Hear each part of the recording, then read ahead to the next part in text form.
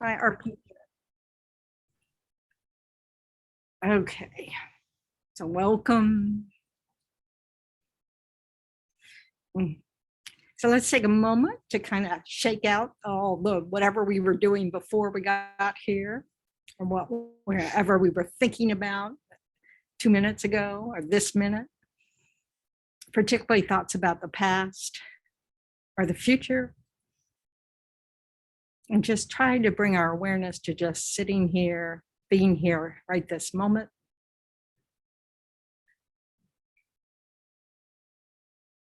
So we want to, our lives are very busy. So choosing to be here, we want to make use of our time well. We might as well give it a shot, whatever the reason we're here. Whether it's curiosity, whether it's, really wanting something for your mind to feel more peaceful, whether it's a booster shot to your Dharma practice, whatever the reason.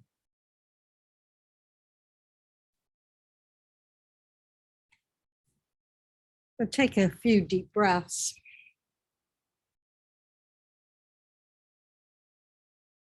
Try to feel, your body sitting here, just the groundedness of the body in the chair or the cushion, the gravity supporting us on this planet.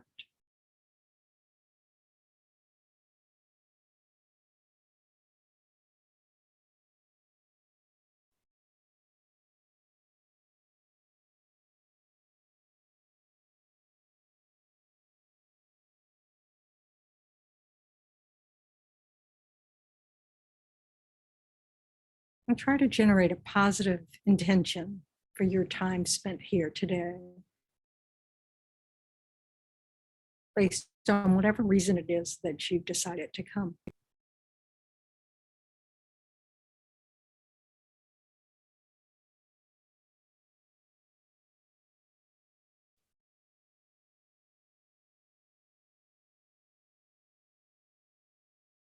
And just take a moment to notice what's going on in the body, to breathe into any spots of tightness,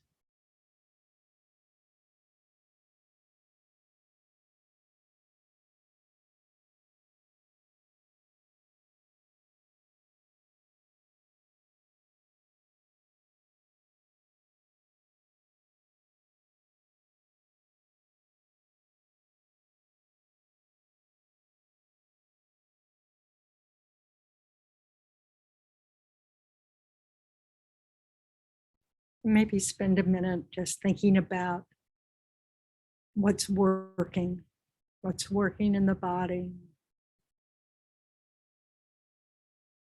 focusing on what doesn't hurt, what isn't tight.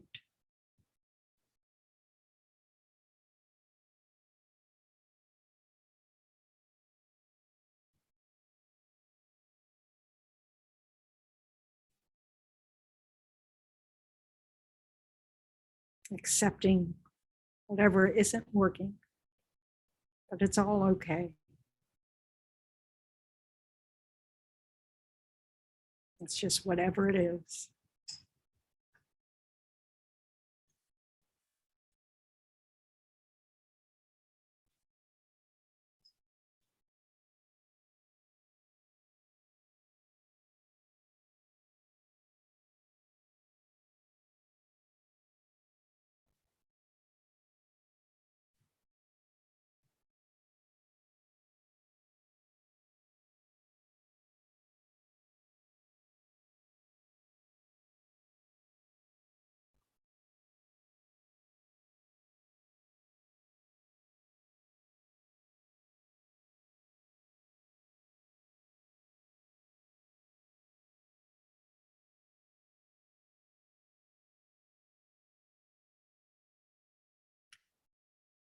For those of us who are Buddhist, consider ourselves Buddhist, we're going to recite the refuge prayer on page 98.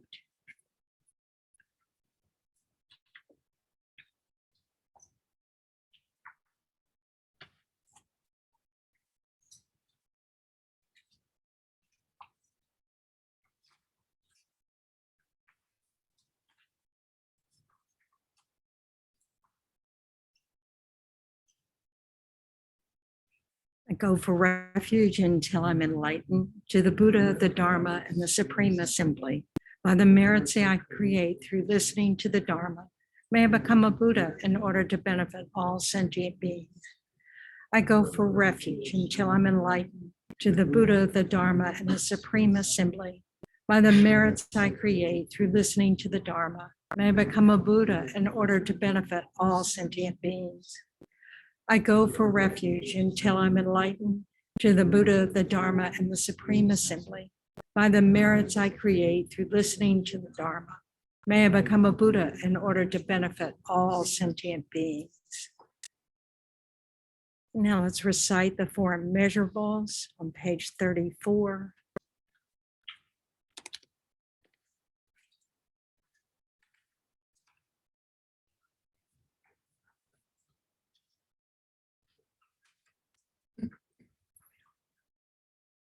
So take a moment just to think about all the living beings that are surrounding us.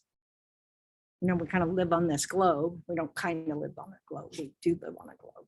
So, and we're literally surrounded by all sentient beings. And every single one of those sentient beings has the feeling they're the center of this universe. Because in a way, because we each could claim that if it's infinite space around us, you know, it's kind of an interesting thought. But try to get a sense that we're not alone, you know. And according to the teachings of the Buddha, our happiness depends on cherishing all these beings.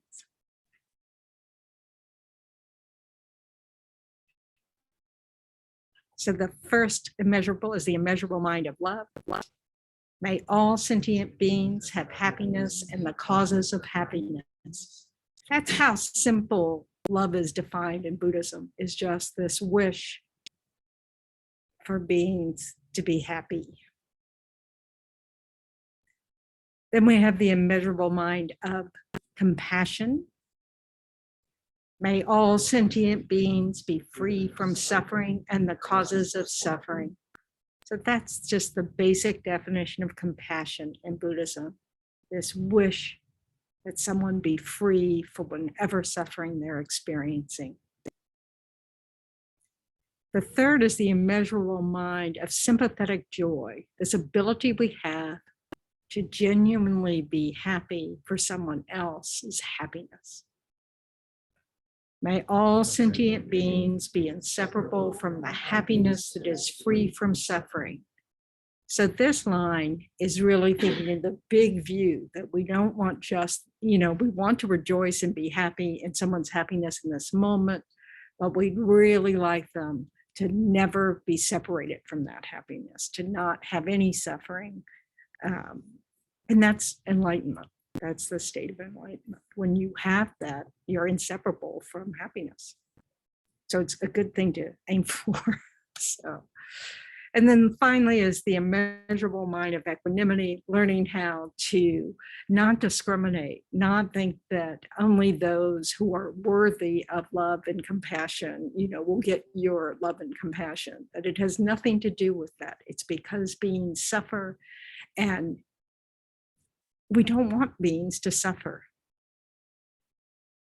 May all sentient beings abide in equanimity, free from attachment for friends and hatred for enemies. So we started discussing this idea of, you know, what does it mean to cherish others? Because that's a big part of our teaching, you know, that your happiness is accomplished through cherishing others. So anybody think any more about that this week? The pop quiz at the beginning of everything.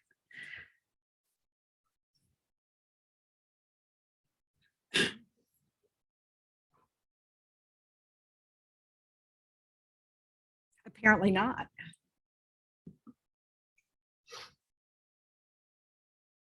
Yes.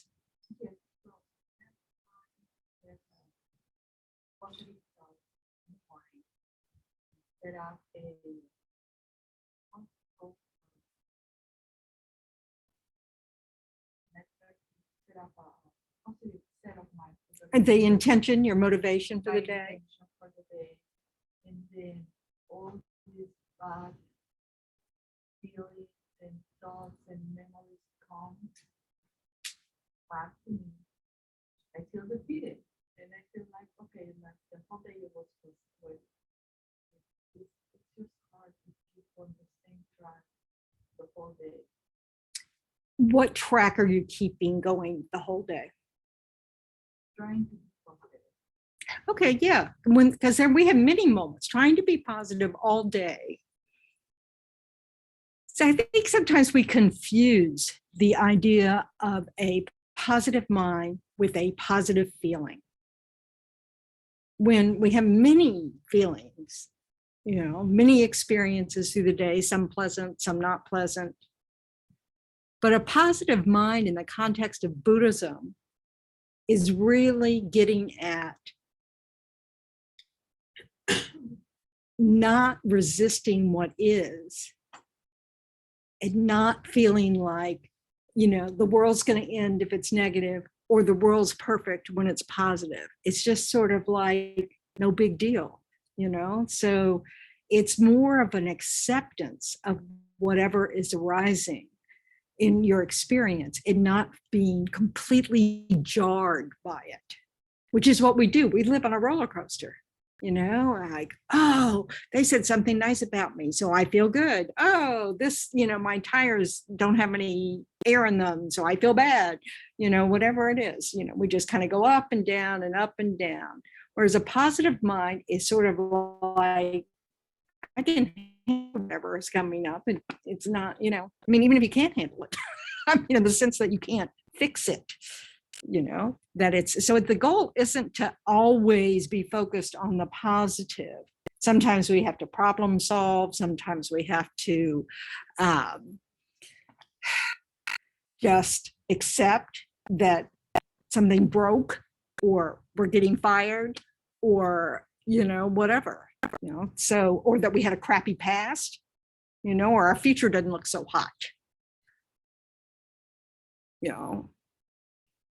because the big view in Buddhism is that we have many lives, and until we quit creating the causes for suffering, we're going to have suffering, but slowly, we can subdue our minds so that we don't create the causes of suffering. And the easiest path to that doesn't make it easy. That's just, relatively speaking, the easiest path to that is actually cherishing others. Because what happens when we cherish others? If in your imagination, if you actually cherish someone, what will you not do? Hurt them. You won't focus on yourself so much. Yeah, you won't focus, so you won't have that self-interested motivation with everything, but you won't hurt them. Hurting others is at the root of our causing, creating the causes of suffering. Ignorance is under that. Ignorance is the root of everything. This is that we don't understand how we actually exist. We fall for the appearance of things. But this, so one of the ways, and so this idea of just kind of rolling with what happens, this does not mean not changing things when we can.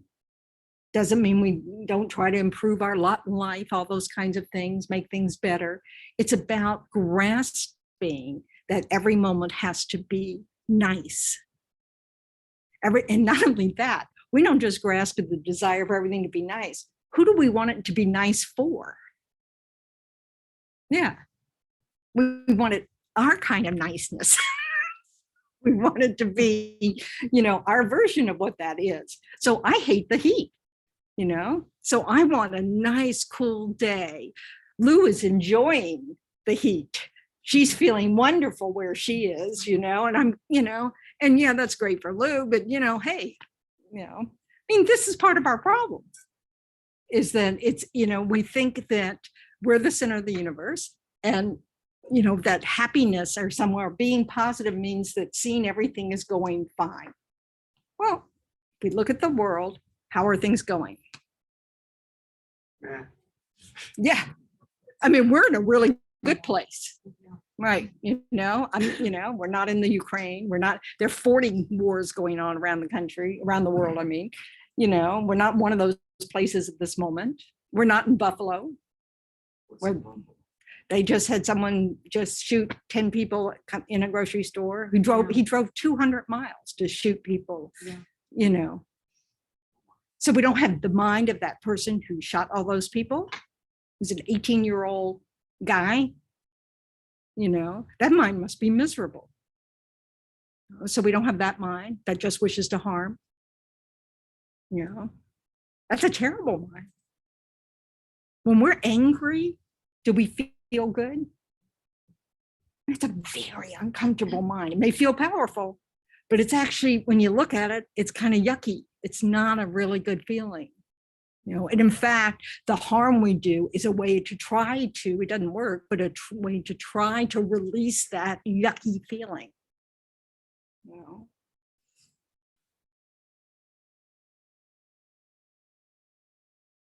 So one of the things that we don't cherish is ourselves. We don't recognize that we also want to learn how to not do harm to ourselves, to respect whatever's happening for ourselves, in the sense of understanding that when our uncomfortable states of mind arise, whether they're the type that are directed outward, like anger, greed, those kinds of things, or whether they're directed inward, like sadness and grief and feeling unworthy. Either, it doesn't matter which direction they're going. But we want to be able to go, oh, so that's what's arising in me right now. And not hate ourselves for it, not beat ourselves up for it, not, just kind of go, oh, okay, so that's what's arising. Recognizing every being with a mind, a human being, has these feelings from time to time, So it's not something weird. It's just what is. But what we don't want to do is act from that place. So we need to learn to just be with it, be okay with it. Oh, that's arising. So the only instruction is to do nothing. Embrace it in the sense of, oh, that's what's here. If it needs comforting, then our ideas of rejecting it or beating ourselves up for it is the last thing we need to be doing. So it's more of just being able to pause. So if you're going through some difficulties or stress or, whatever, grief, being able to allow yourself mentally to pause when these things arise and not do anything, not try to change it or somehow justify it, think about it at all, just be aware, I'm sad right now. Oh, I'm angry right now. Oh, I'm nervous right now. Or I feel sick, or, whatever. I mean, really, whatever, doesn't matter. But when it's arisen, we're not very reliable in that moment. So how we act can be distorted by what we're feeling. So it's so helpful to just learn to be with that until it passes, because it will pass. It's impermanent. Our thoughts are incredibly impermanent. Our feelings are incredibly impermanent if we don't feed them. And it's our thinking, when we go, oh, I'm angry. And then what do we do? Am I speaking too fast? Ruminate. And what is the form of that rumination? What is the result of that rumination? You get madder. You get madder. You're feeding the anger. It's like, I want it to stick around. Oh, that's our brilliant, okay, not so brilliant, response. So just being able to say, oh, I'm angry right now. And so the Buddha just suggested that anger is not a skillful mind to act from. It's not accurate, because when we're angry, we're seeing whatever that object of anger is as completely 100% bad, wrong, evil, whatever our mood is. And that's not accurate. So this exercise we're doing in trying to be very accepting, open to whatever is arising in our inner world, and actually practicing that, sitting quietly, trying to practice with it, is trying to learn how to not be reactive to what's arising so that we can choose how we want to act. This also allows us to not be such harsh judges of ourselves, of thinking that, we should never have anger arise. We should never have the wish to throttle someone, shouldn't arise in our minds. We should never have the wish to, I don't know what way but your mind goes. Your mind might go, I'm just going to drive off into the ocean and die. I have a tendency to go the other direction. I'll just view. No, my practice has helped me a lot. So my mind has thoughts like, oh, I could just kill that person. That's not a helpful mind. These are not constructive, skillful means, learning how to just, okay, I'm angry, and then when that strong, feeling that has arisen passes, subsides, then we can either laugh at ourselves, because most of the time we're angry because we just didn't get what we wanted. It's not a big deal. It's just that, of course the cash register machine broke when I'm getting in line, of course,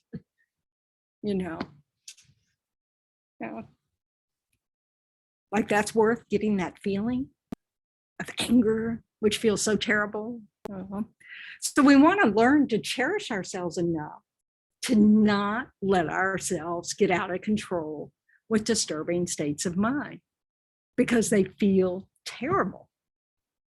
So being accepting, oh, this has arisen, and not trying to change it, not ignoring it, trying to suppress it, and not feeding it with the storyline of justification for it, allows it to pass. And then without doing any of those things, it allows us to just be.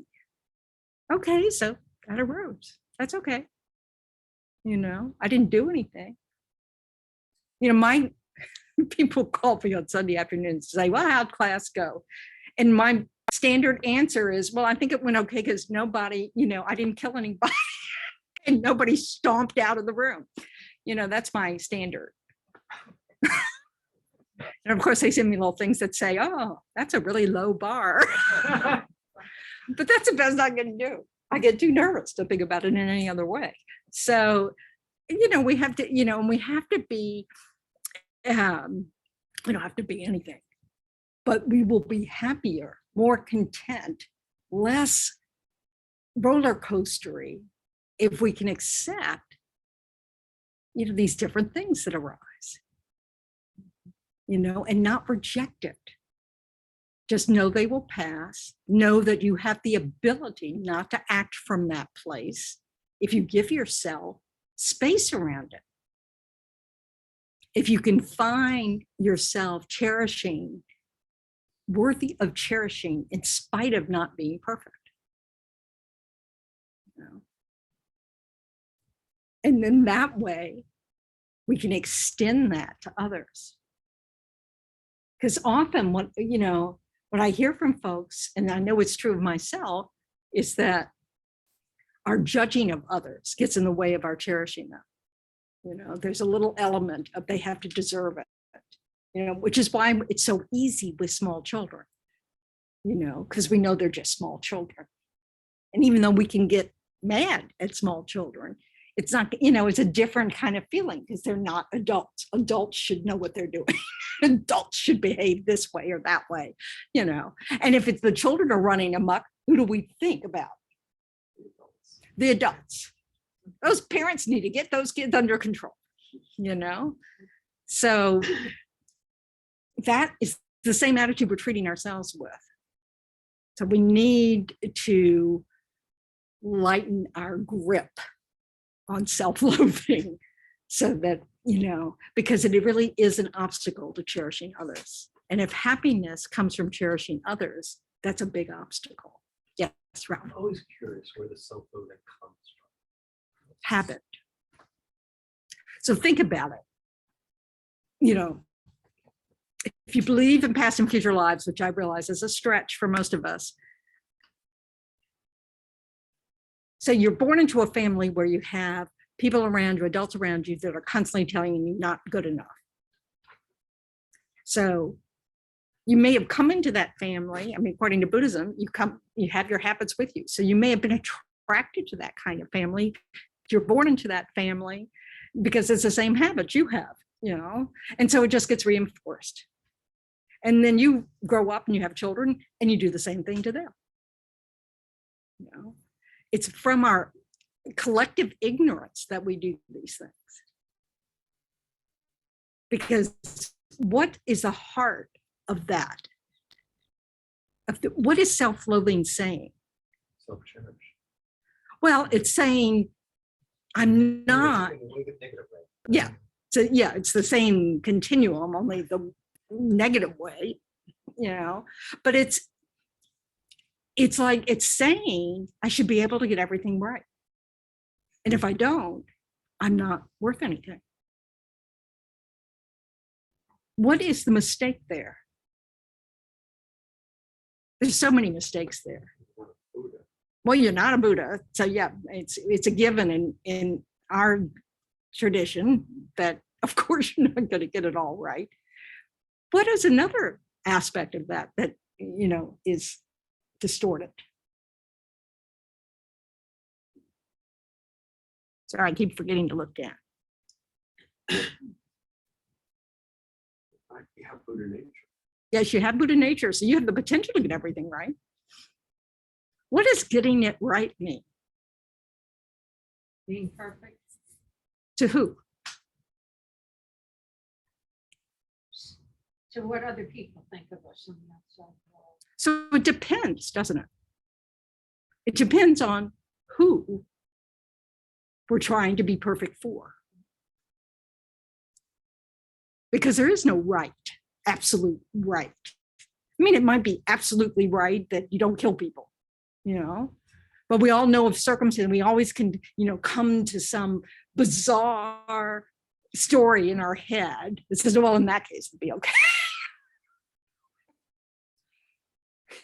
So, you know, that, do you remember those classes? I don't know about younger people, but I remember classes, you know, where the teacher would throw out, yeah, but what about that kid's about to, you know, flip a switch, it's going to kill 1 million people or something. Is it okay to shoot him? So we won't flip that switch. And you're just sitting there going, I don't know what to do with that. Let's add stress into the classroom. So I'm sorry, I got distracted. But this is part of the flaw with this idea that self-loathing implies that there's a standard of okayness that you don't meet. And no one can live up to that. It's not reasonable. It's a ridiculous request of oneself. You know, Does that have to do with too high standards or lowering your standards? it's wrong standards. It's unrealistic, made up standards. Because if you ask someone exactly what those standards are, it would change depending on what just happened. You know, oh, I didn't say the right thing, or I was inconsiderate, or, I should have been able to read their mind. Because a lot of us got those messages as kids. Don't you know? My father used to come home and say, I just want to come home to a happy house. Okay, good luck with that. You've got teenage children. This is not happening, and you're never here. So let's blame you. But so where does it come from? It comes from all the harm we do to each other. And we just repeat it life after life after life. And we keep thinking that this self, has to be a certain way to be valued. And that's a mistake. The Buddha's teachings say it's our potential that makes us valuable. It's the fact that we all naturally have compassion. May not have it for all sentient beings, but it naturally arises. We want people not to suffer. We have love for others. We want them to be happy. We're delighted in their happiness. And if you have trouble really thinking that, just think about, those occasions with children that you've had, whether your own children where you just have this unquestioning love, they haven't earned it. In fact, they just caused you, 36 hours of labor and, blah, blah, blah, But mothers talk about that, and grandmothers. I've heard it from grandmothers of late that they just have, and grandfathers, but that, I didn't expect to have that just immediate bond with this little bitty baby, that's not mine. That's my grandchild. This is part of our Buddha nature. This ability to have love and compassion with no expectation of anything. It just naturally arises. So they've done some studies and found that empathy, or this not only just this wishing, this ability to feel what someone else is feeling starts in infancy. The parts of the brain, like one of the reasons that one of the things that science looks like, I'm going to have some water now, is the parts of the brain that fire when you're having certain emotions or whatever, thoughts. And so, a certain part of your brain fires when it's sad, because you see that experience. Well, if you're looking at someone who's sad or interacting with someone sad, the same part of your brain fires. The same part. Those mirror neurons. This is our ability to literally trigger the same kind of experience as the person that we're with. How cool is that? That's our Buddha potential, That's a physical evidence of it happening. And that compassion, when they look at what happened, what fires when compassion arises, it goes all the way down the vagus nerve. It's not just in the brain. Now, Buddhism would say it's not the brain at all. I mean, that it's, that it might have an effect on the brain, that the mind is something non-physical that isn't just encased in our brain or nervous system. But science can, can show how the body is reacting to these states of mind. So this is, good news. But this is why we're valuable. This is why we can help each other, all sentient beings, in their suffering, by developing our Buddha potential so that we do no harm. So even though we may get it wrong sometimes about what harms, we may say something that's perfectly innocuous around most people, but to that person, it's hit a spot. So we have to learn sometimes where people are wounded. Buddhas don't have to learn that because Buddhas have no ignorance. So they know all your wounded spots already. That's why we want to get to that state. But in the meantime, you know, that slow process of getting there, you know, part of it is we want to, you know, be able to embrace all of our own flaws. That does not mean wanting to stay there.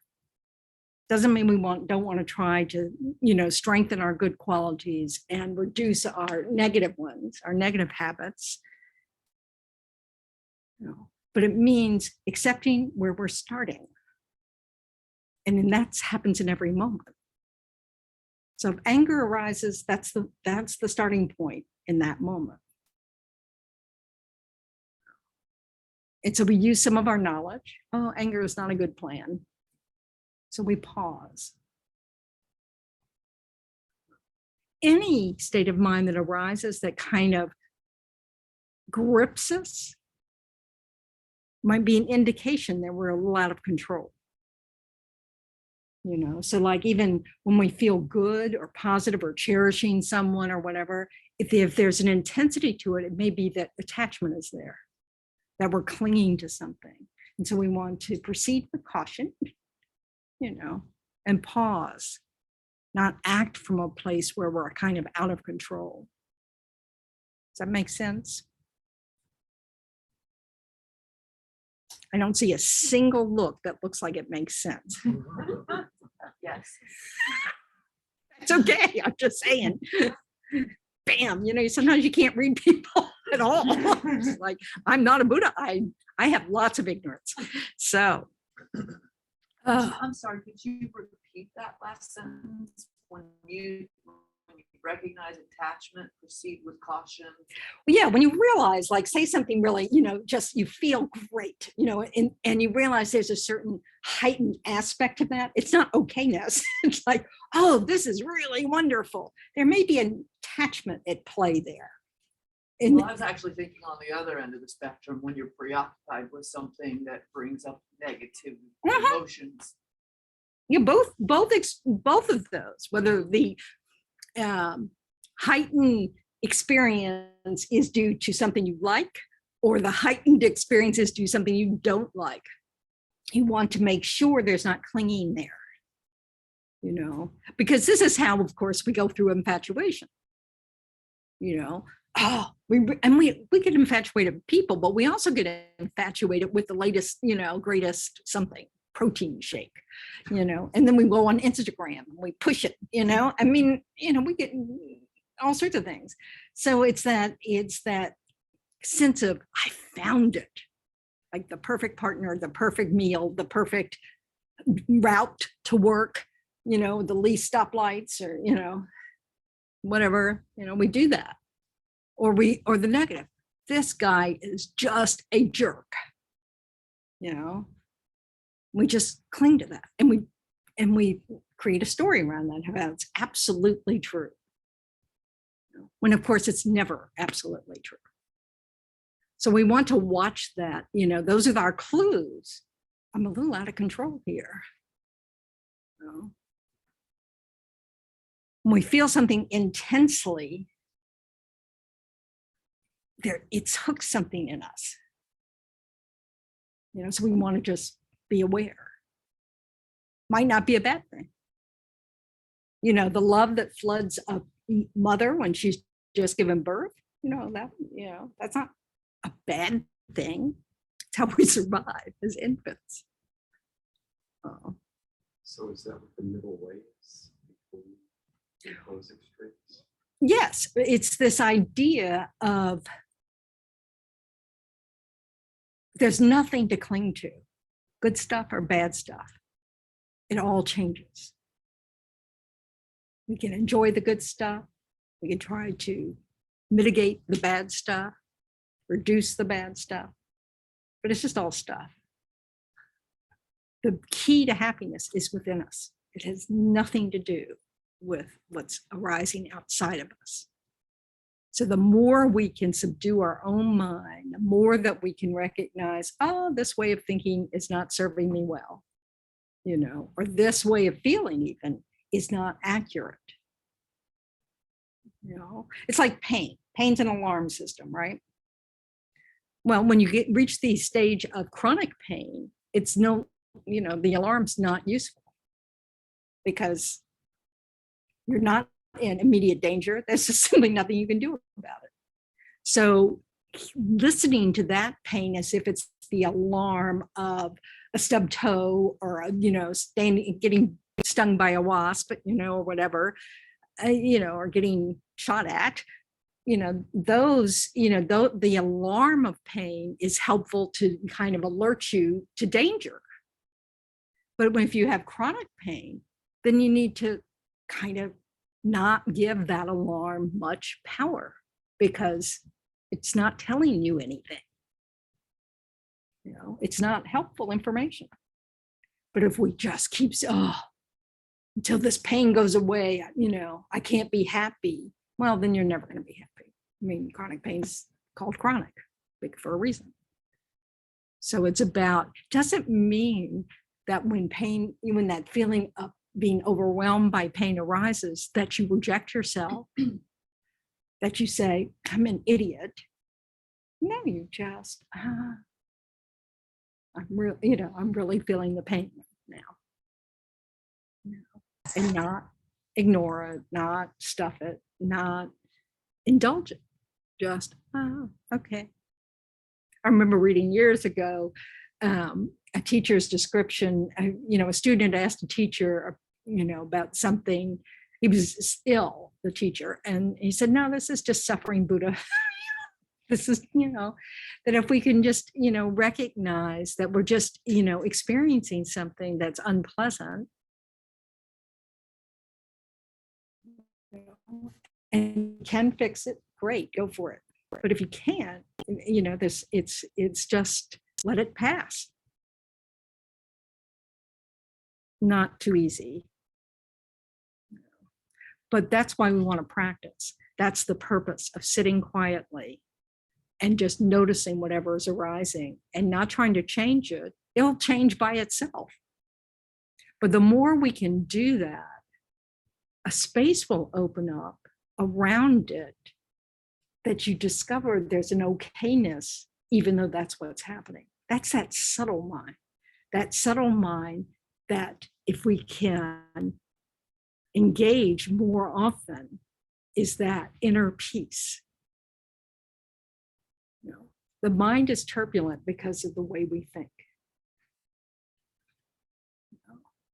But if we can learn to settle the mind down, there's peacefulness there, which is why people like to sit quietly. People who don't find that, you know, like insane, which is how I started meditation. Are you kidding me?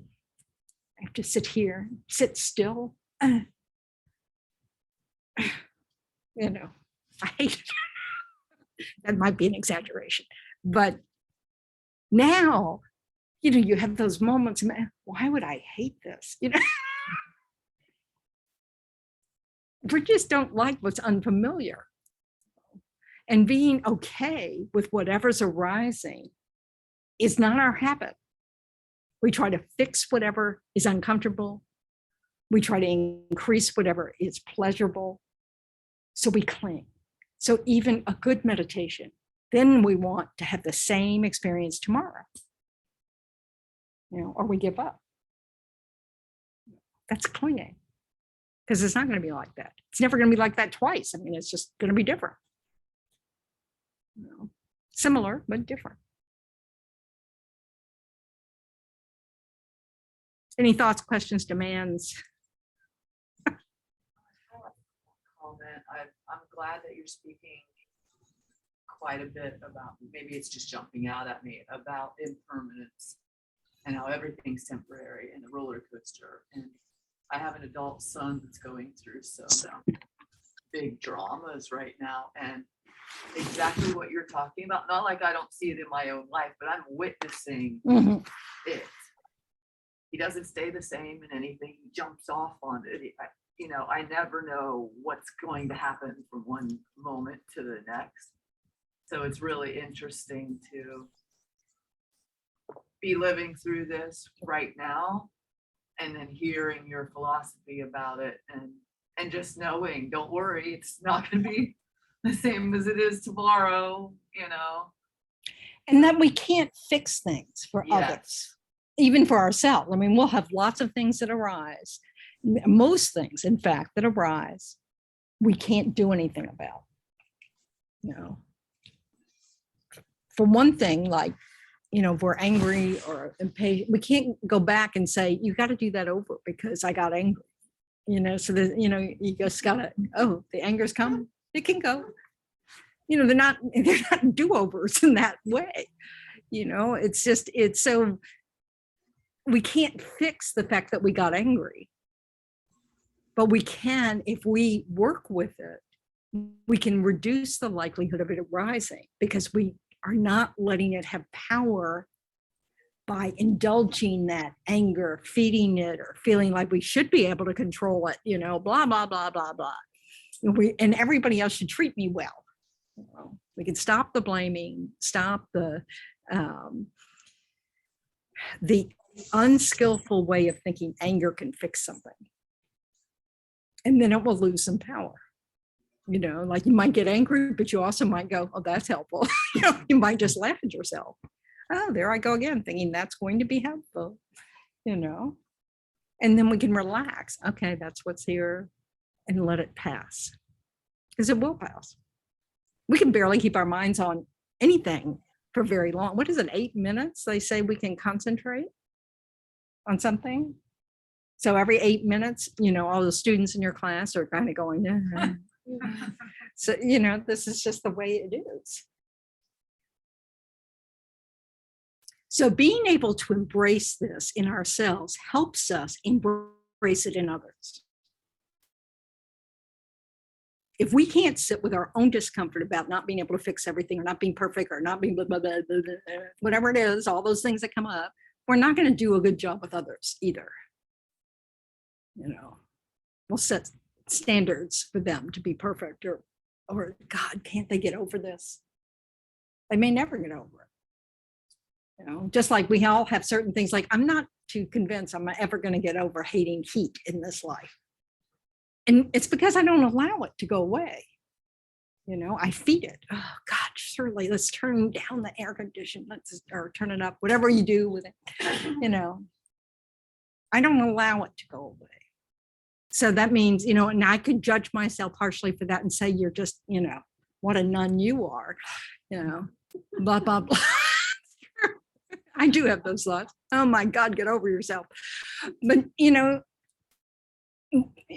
I just don't want, you know, I want to not get mad at people. That's more important to me. I spend more time worrying about that. And I think that's probably on the right track.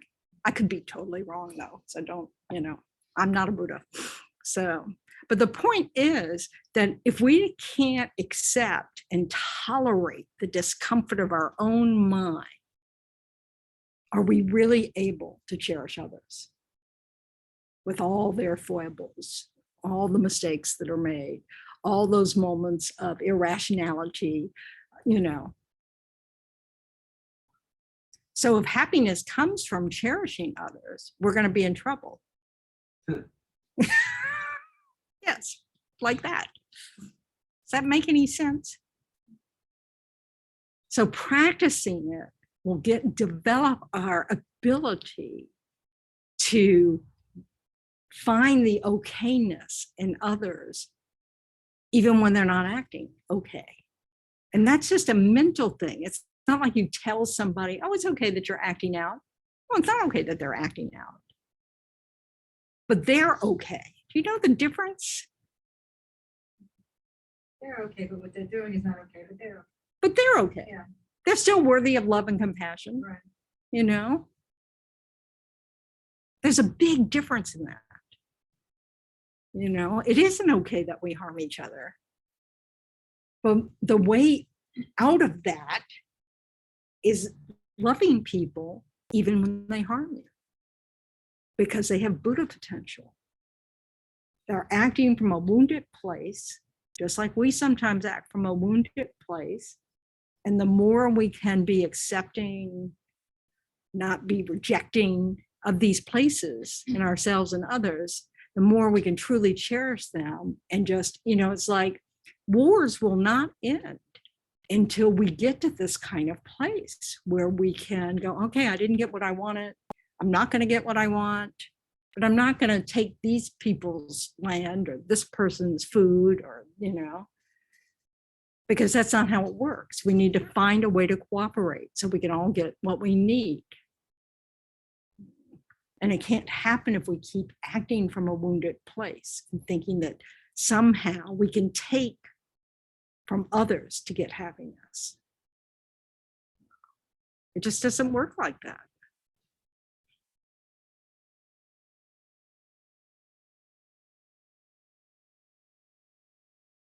But we don't start with the people that we, at the moment, hate or think are an enemy. We start, we start with ourselves.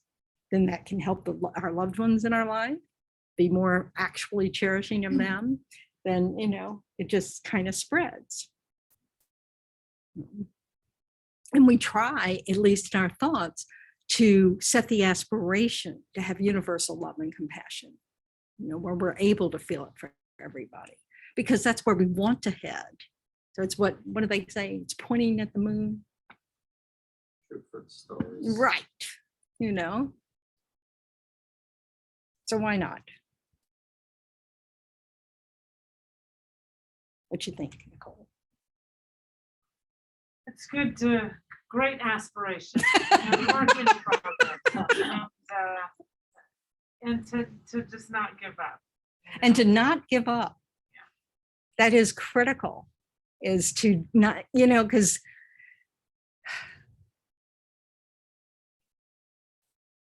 your Buddha nature, your Buddha potential, the potential for having everlasting happiness without sorrow, according to Buddhism, that if we removed our ignorance, that would be our state. It's, that we're making a mistake of understanding how things work and how things exist. And that's what's causing all this pain. It's not because things are just like that. It's because we mistake how things are. And from that place, we keep doing unskillful actions and thinking in unskillful ways. We see ourselves as separate from each other when clearly, the world shows us time and again how it matters what everybody does. It affects everybody else. There really isn't any action we take that doesn't have some impact on all of us, however slight. And we see it on those days where, when just someone comes into the room and their mood is either so positive or so negative that everybody in the room, their mood changes. We have power with each other because we're connected. And that connection is a good thing. It's not a negative thing. And actually it just is what is. We are interdependent, interconnected, and we need to learn to cooperate. And that comes from a place of seeing others as valued. So if we don't even see ourselves as valuable, it's hard to know if we know what it means to see someone else as valuable.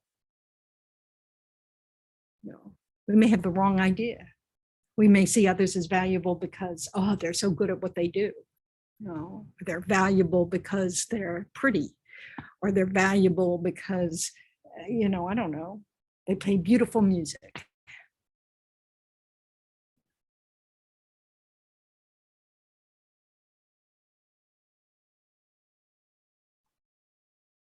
Any questions at home? Hi, Venerable Tendron, can you hear me? Yes, I can, Vanessa. I think something's starting to click finally after hearing it many, many times from you. I just want to make sure, like, one trick to know if I'm clinging, am I correct in thinking that I'm clinging if I think that the source of happiness is one specific aspect that I attribute to a person, or vice versa, a negative aspect. Is that what I'm clinging when I think that there's that one quality that is the source of my happiness or hatred? Was I articulate? I'm not sure. It is this is what we tend to do when we're clinging, is that we are zeroing in on whatever it is that's hooked us. And we're seeing the whole object as that way. Okay. You know, so infatuation is a good way of see, most of us have been infatuated at least once in our lives. And we kind of know with hindsight that it's not a particularly accurate state, you know, it's kind of just seeing all the good stuff we're enjoying in a new relationship or even a new job. You know, we just, and everything seems kind of perfect. We know it's not perfect, but it's kind of perfect. You know, that's clinging to just, you know, parts. And then when we have to see the situation with other parts, we can easily flip to anger. Oh, I didn't think you were that kind of person. Or I didn't think my job was going to end up with this requirement. I don't know, I'm making this up. But you know what I mean? So this is why they're unreliable, whether it's, you know, infatuation or anger, or, you know, is that we've got blinders on. And we're either seeing something as, you know, 97% negative, 97% positive, and the other 3% we actually include in those things, negative or positive. But we don't want to think that, you know, intellectually we know it can't be 100%, but it's close. You know, this is the problem, and that's what we're clinging on to. And we think that is the person, or that is the object. They are that. And that's totally not true. It is just not true. So any actions we take based on those kinds of minds is being distorted by that. And you might not be making a good choice because you need to stand back and go, okay, let's get a grip here. Or actually loosen our grip, whatever we're holding on to. But this is where so much of our daily ups and downs go. You know, we get disappointed because someone who we think is perfect isn't perfect. Or a good friend, for some reason, has just, you know, ignored us.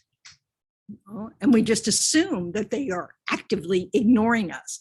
Not that they have something on their mind that makes them not see us. You know, this is clinging to people as being, you know, my friends, you know, would never treat me that way. Are you sure? Maybe you just don't notice when your friends treat you that way because you shrug it off. Because you get a lot from the relationship. But a stranger treats you that way, they must be jerks. This is how we think. You know? So that's why we want to notice. So when we practice on the cushion and we're just practicing sitting with whatever arises and allowing ourselves just to notice, fully aware, without judging it, without thinking about it, and noticing when it passes and something else comes and takes its place, you know, just awareness of it. Then through the day, we will be more aware of what's arising, and we'll have context. You know, it won't just be memories that are affecting what's arising, you know, or in present moment, like, oh, it's too cold in here, you know, because I'm always about temperature, right? So it's never too cold in here, but it's, you know, we want to, when we have context through the day, then we can go, oh, I need to step back mentally. This is just a mental run. I need to step back before I respond to this question or before I get snippy or whatever it is. Because, you know, what's really happening in me is that I've just gotten, I feel snubbed or something. And so now I'm distrusting. Distrust has arisen. I thought this person would always be friendly to me, and now I'm not so sure. And then, and we completely shift our opinion of someone in that moment because they didn't behave in a way that we expected. That's the trouble with clinging. It's all full of expectation. We cling to something expected to stay that way forever. And it barely stays that way for the moment. It's just our blinders that are actually allowing it to last. And our fact that we can be easily distracted. So we don't really hold anything very long in the mind.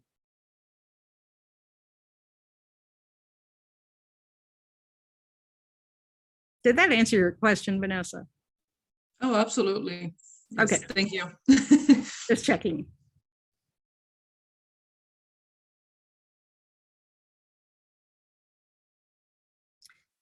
So there's some simple ways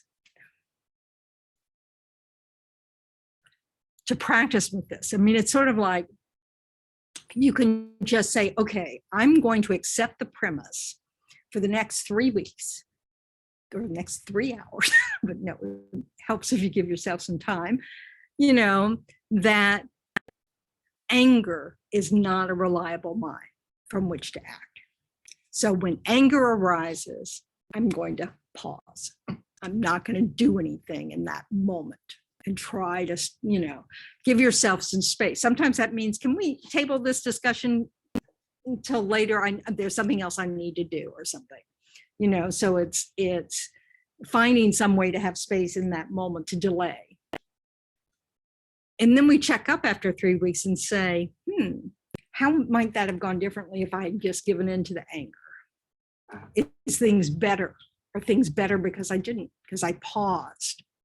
Do I have less regret when I go to sleep that night when I pause? No. Maybe the Buddha's onto something. Maybe anger isn't a skillful state of mind. I mean, anger certainly can arise when there's injustice, and so it can be a useful tool, but it's not so useful to actually affect change. Anger doesn't help with change. It just may, because anger is kind of full force, we notice it. Whereas that little first, I don't think this is fair, might not be strong enough for us to take it to heart, but we don't want to act from anger. I mean, that's what the Buddha's saying. So you might want to test it, kind of see, how does this work? And how do we feel if we decide that I'm going to assume that most people are good people? So I'm going to have an open heart when I meet them. That doesn't mean, I'm going to let them have my bank account number. It just means that instead of a look of like, oh, I know this person's trying to cheat me, or I know that good driver next to me doesn't have a good reason for cutting in line, or, that I don't know, I'm making up stupid stuff, but this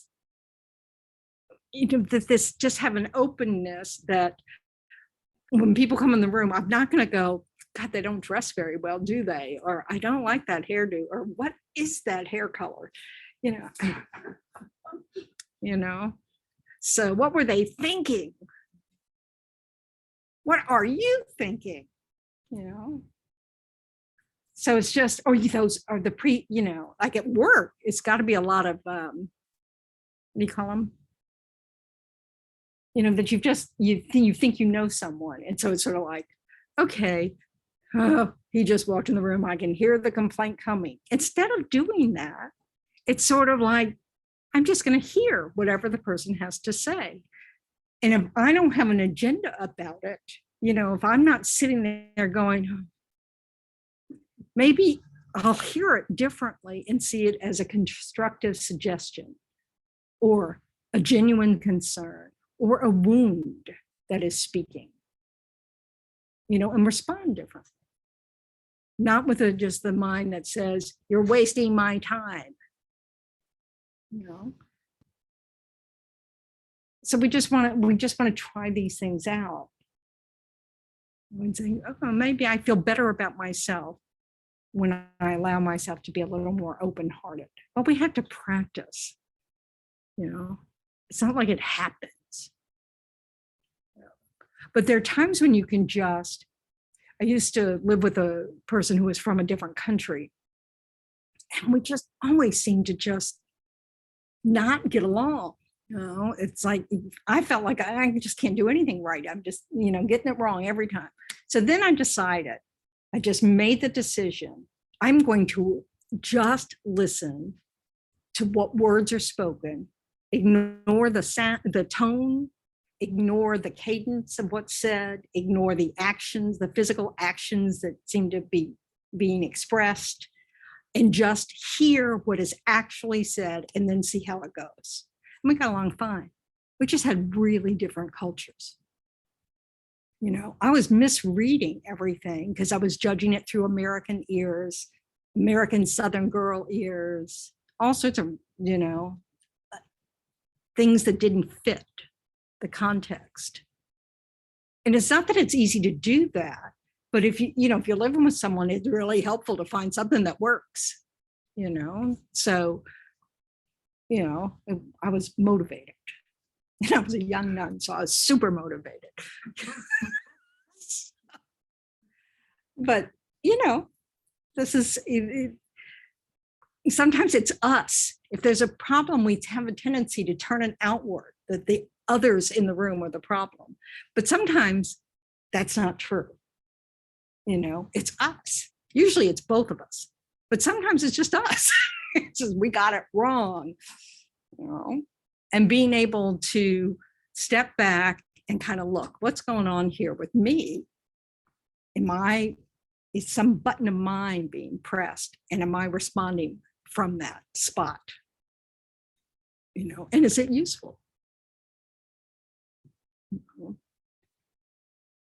I don't know about you, but I almost never get what I want by trying to force it. You need to do this in order for me to be okay. It's really about learning that okayness can be there within, no matter what's going on out here. That's not where it comes from. It comes from our habits of thinking, not clinging.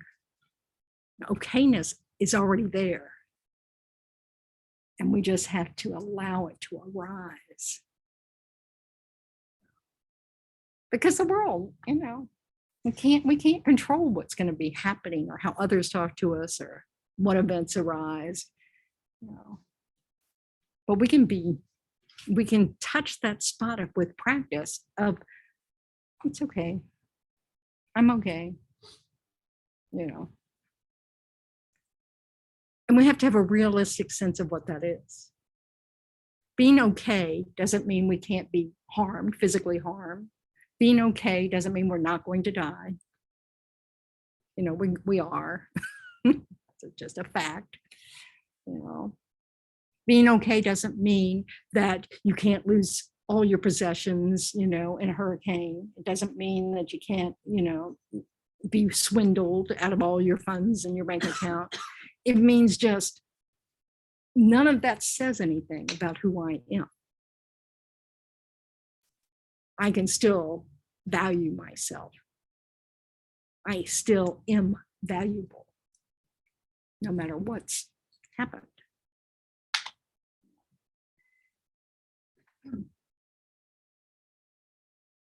Do we need a, jumping jack break?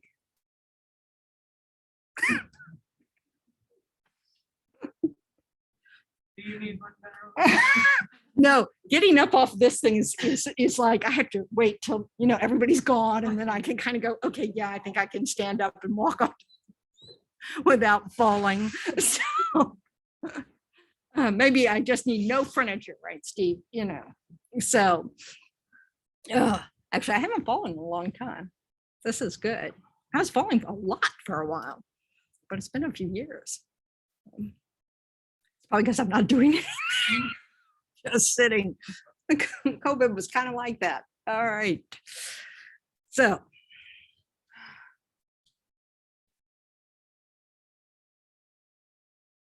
I think I just had enough of this subject for today. Where do we want to go now? We can rejoice in our Buddha potential. Yay. Oh, I have some things.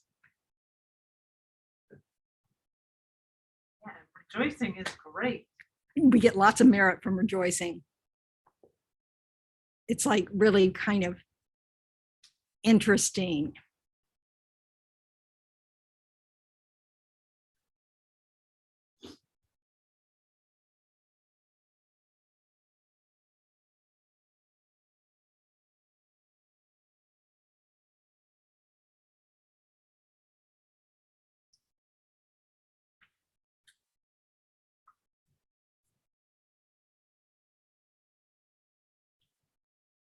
I think it's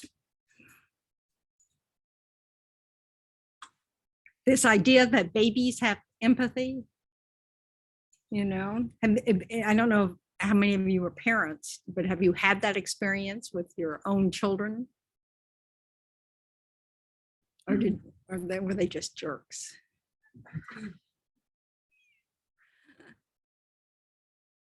Is it true in Australia that they call toddlers ankle biters? Oh, I'm sure they do. Okay, They usually have an IE next to all their nicknames though, because they have bikies, not bikers. They have beanies, not knit hats or whatever we call them. I don't know what we call them, but beanies. They have everything with an IE. And I mean, really, it just goes, you just can't believe it. I can't think of any. Okay. Well, babies, one of the reasons babies cry is because other babies are crying. And it's that part of the brain that's being activated, that the mirror neurons are operating. So it's a good quality, not one that we should all get annoyed with on the plane. It's this natural empathy that they have. They don't cry in response to a recording of their own crying.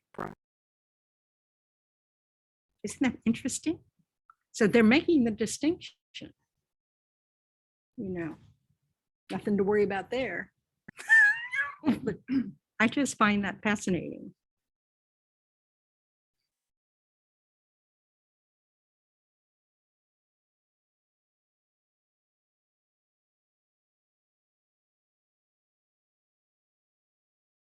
We've all seen, at least if you ever watch Instagram, you've seen clips of how animals of different species will help the young of other species if they're in trouble, and they'll go to great lengths to do it. I love the one where what was it? A dog was trying to help some other animal get out of the water. So would get under it and was trying to, it's really cute. But so those things, can help us. If you have a tendency to have a very negative start to the day, you might want to look at things like that are cute and kind of reassuring about our nature, because we need to break open that habit of, oh God, another day, bleh. We need to do something different with that. If we're very negative about everything, we might want to just watch something that's funny to us, just so that we can break that mode we're in. If we're just in a habit of just being kind of pessimistic or negative, do something that will help break that. Because our habits are incredibly powerful. It's our habits that make us do things again and again and again. It's our habit of clinging that makes expectations persist. So we need to break through some of our habits just to get started.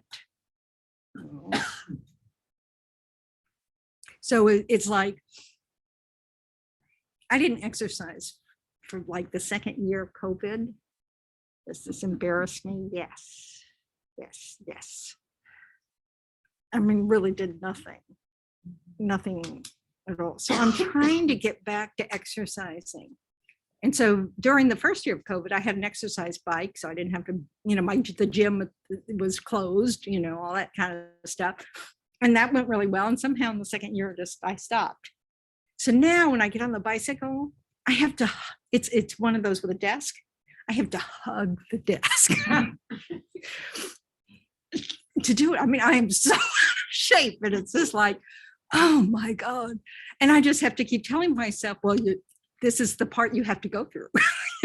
You got yourself here. You must tolerate this to get through. It's like, in 3 minutes, I'm hugging the table, Now I've gotten up to maybe 10 minutes. And Lieutenant, your own advice about meditation, showing up? Yep. I mean, this is the thing. So I've decided that that's good enough. Hugging the table and doing it. But my point about that is just that, we develop habits quickly. It's like not doing anything became a habit. So I had to break that habit by doing something, no matter how miserable it is, because, why? Because I have to cherish myself and take care of myself. And it's just the way it is. That's something that's necessary, to take care of your body, you have to exercise it. I don't know who made that rule. I think it's a stupid rule, but it's a fact. So, we have to do it. So if we catch ourselves doing something, if we know we're doing something that is self-destructive, we need to try to allow the possibility that you're more valuable than that and try to work on it. Get the help you need, just do something differently, and things like just even like, say you right now don't like your job so much. So every morning you wake up and you kind of don't want to go to work. Do something that makes you just feel better about life. Whether it's a stupid Instagram on, some adorable fuzzy things, or just those help ones, where they show people doing something like unbelievable for someone else. That can just break that feeling of like, it's all about you and my job sucks, if you know what I mean. I mean, that's just, it's just we need create cracks in our, whatever the habitual energy is in order to kind of shift things a little. Routines are great, but some of our mental routines may not be helping us. So we want to interrupt them. And then we want to, the other day I watched some documentary on eggs. Eggs. Eggs. It's very interesting. Did you know that if you dissolve an egg, you end up with a little sack with yolk? The shell of an egg is entirely separate from what's in the egg, which I didn't know. I found that fascinating. And it's the last part that's developed, when birds, it's the last thing. It's like, okay, you're about to be, born or about to be delivered. So now we need to give you that protective outer coating. Just thought it was interesting. Anyway, so after I watched this documentary, I was going back to whatever normal television, doing all those things. There was a musical on PBS, anything goes, I think. And so I'm just tapping I can't sing at all, but I knew all the words. So I'm just standing up as I'm, doing all my routine of closing down the house, to go to bed. And I just thought, oh, this feels kind of nice to just have this kind of lighthearted moment, of total silliness, We need to change it up sometimes to get out of that habit of whatever our tunnel vision is, So I don't tap well, just so you know. It's a show with lots of tapping. And I only did one song. It just went on. In fact, I didn't last the whole song. It went on forever. It was kind of like, okay, I've heard enough of that song, but it was still while it lasted. Anyway, so this is part of that, just accepting what arises. Ooh, there was a little joy that arose when I heard that song and the tapping in the voice and blah blah blah blah, and just being okay. So that's what's here. That's okay. So listening and being not rejecting can help give ourselves some space to recognize, that whatever is arising isn't who we are. So we can choose to not act from that place. Or we can choose, compassion has arisen. I want to act from that place. Okay. Any last thoughts?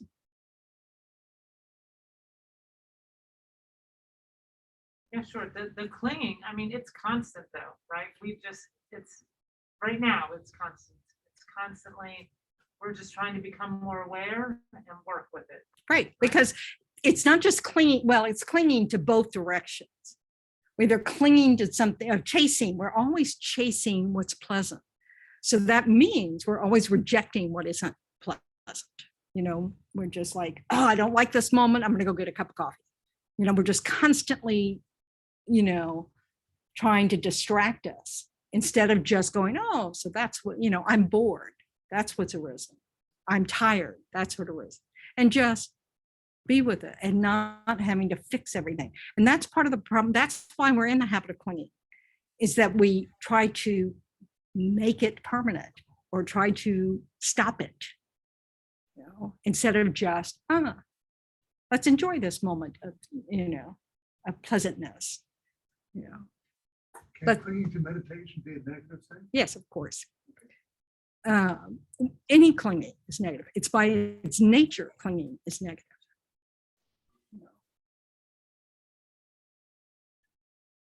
Clinging to a view is negative. That's why we had that title of that book. If you meet the Buddha in the road, kill him or something. That we shouldn't even cling to our views. So it's clinging means we're trying to make it absolute, permanent, stick around, all that's, everything is changing, It's why the most reliable answer to any question of blah, blah, blah, well, it depends. Because context matters. So our desire to just have a rule book that's absolutely true, we're never going to find that. That doesn't exist.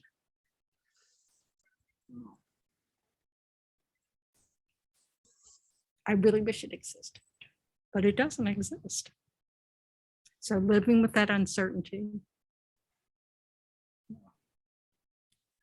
It's difficult. And acceptance, right? Yeah, it's sort of like, that's just what's happening. Is that the pervasive suffering? All pervasive suffering is a lot of that uncertainty.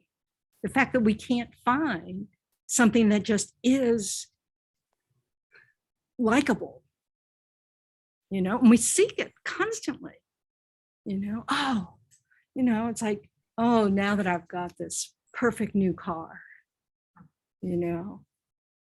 that's it. I have this perfect new job. I found the partner of my dreams. And it lasts long. Yeah. This is the reality.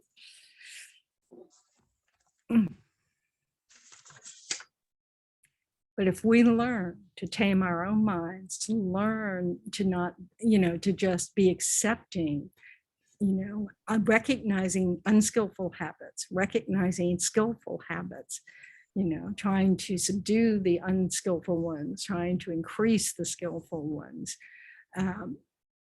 we can reach a state that's kind of unflappable. Is that a word anybody knows? Oh, if you're, this meditation on just allowing raw feelings. So Sogni Rinpoche, I've watched another clip of him doing it, and he demonstrates the handshake, because it's called the handshake practice, and it's hilarious. And it's also uncomfortable. It's like, is he going to end soon?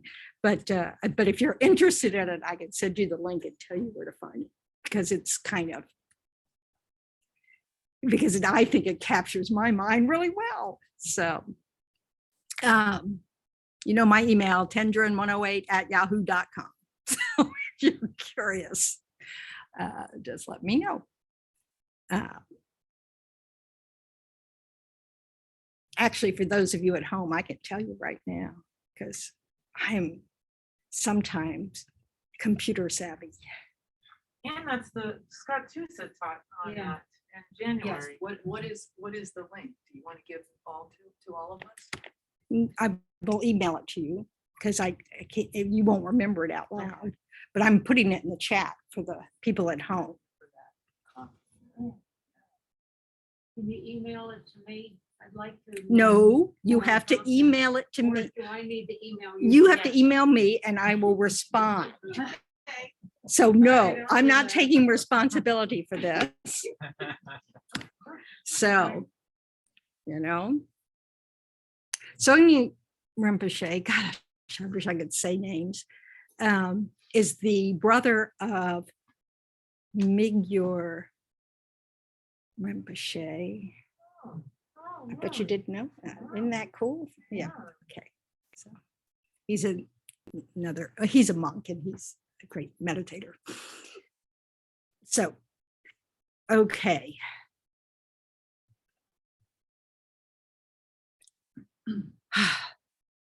Oh, it's time is up. Yay. I'm worn out today. Sorry. All that exercise. Yes, it was that 8 minutes of torture. So let's rejoice. We showed up, we showed up, we gave it our best shot at paying attention or like maybe considering something new or whatever it is.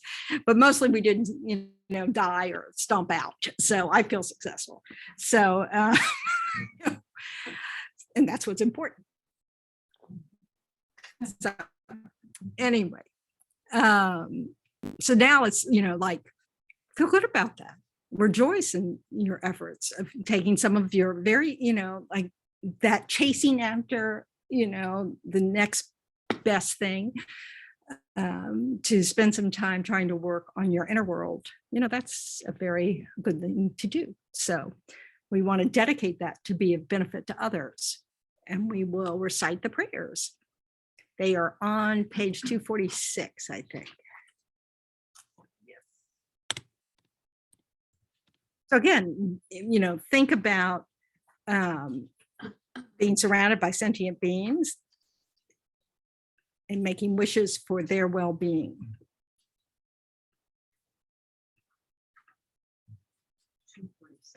246. May all beings everywhere, plagued by sufferings of body and mind, obtain an ocean of happiness and joy by virtue of my merits. May no living creature suffer, commit evil, or ever fall ill. May no one be afraid or belittled with a mind weighed down by depression. May the blind see forms and the deaf hear sounds. May those whose bodies are worn with toil be restored on finding repose. May the naked find clothing, the hungry find food. May the thirsty find water and delicious drinks. May the poor find wealth, those weak with sorrow find joy. May the forlorn find hope, constant happiness, and prosperity. May there be timely rains and bountiful harvests. May all medicines be effective and wholesome prayers bear fruit. May all who are sick and ill quickly be freed from their ailments. Whatever diseases there are in the world, may they never occur again. May the frightened cease to be afraid and those bound be freed. May the powerless find power and may people think of benefiting each other. For as long as space remains, for as long as sentient beings remain, until then, may I too remain to dispel the miseries of the world. By the way, keep in mind, Margaret Batchelor in your prayers, her brother died Friday morning. So now let's wish for the long, healthy, happy life of our teachers. So on page 244.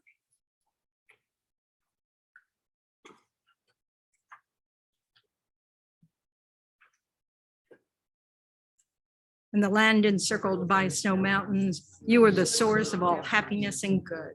All powerful Chenrezig Tenzin Gyatso, please remain until samsara ends. And for Lama Zopa Rinpoche, you who uphold the subduer's moral way, who service the bountiful bearer of all, sustaining, preserving, and spreading Manjana's victorious doctrine, who masterfully accomplish magnificent prayers honoring the three jewels, Savior of myself and others, your disciples, please, please live long. So thank you very much. Any announcements? Yes, oh, tomorrow night, Medicine Buddha Puja. Here. Really? Here? Yes, Do I have to show up? No, Jackie's doing it, but we'd love for you to lead one in the future, Venerable. But no, you don't have to do this. So find out Margaret's brother's name Yes. before yes, the puja. Yeah. Exactly.